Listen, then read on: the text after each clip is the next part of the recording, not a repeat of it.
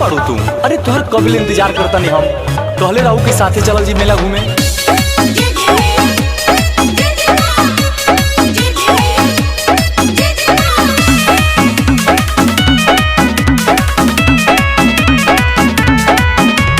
Hello मोरे सुना बोला बड़ा कोना कोना मम्मी तकत भी खाना मत होना। हेलो मोरे सुना बोला बड़ा कोना कोना मम्मी तकत भी खाना मत होना। आरती भरही हो फिर निकाल जाई हो तू संभाल जाई हो। वादा कइले बाड़ू ना बदल जइहा हो। मेला में आवो मिल के चल जइहा हो। ए सोना वादा कइले बाड़ू ना बदल जइहा हो। मेला में आवो मिल के चल जइहा हो।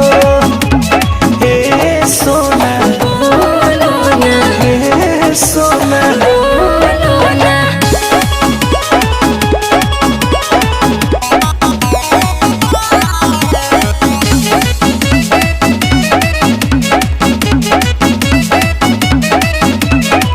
मिलल जुलल नइखे कवनो सुन बड़ बात हो।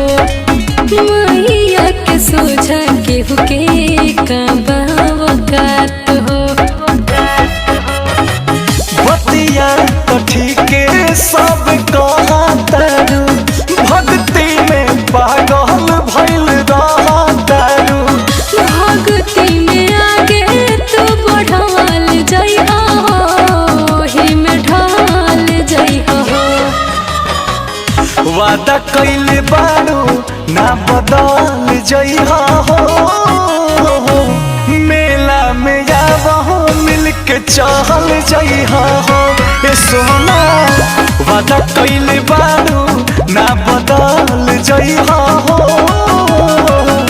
मेला में आवो मिल के चल जइहा हो।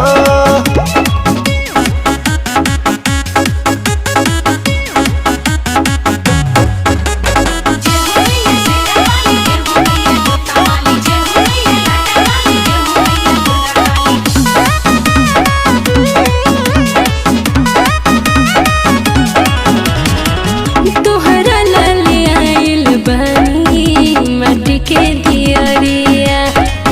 आरती उतरी हो तू पिन्ही के पियरिया। असरा पुरई है मोर जाना तानी मैया से तोहर के मांगा तानी। जन्मता दियो खील से कहवाल जइहा हो हर पाल गइहा हो। वादा कइले बाड़ू ना बदल जइहा हो।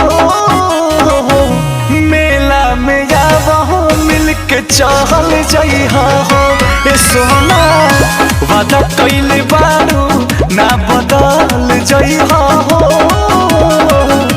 मेला में आवो मिल के चल जइहा हो।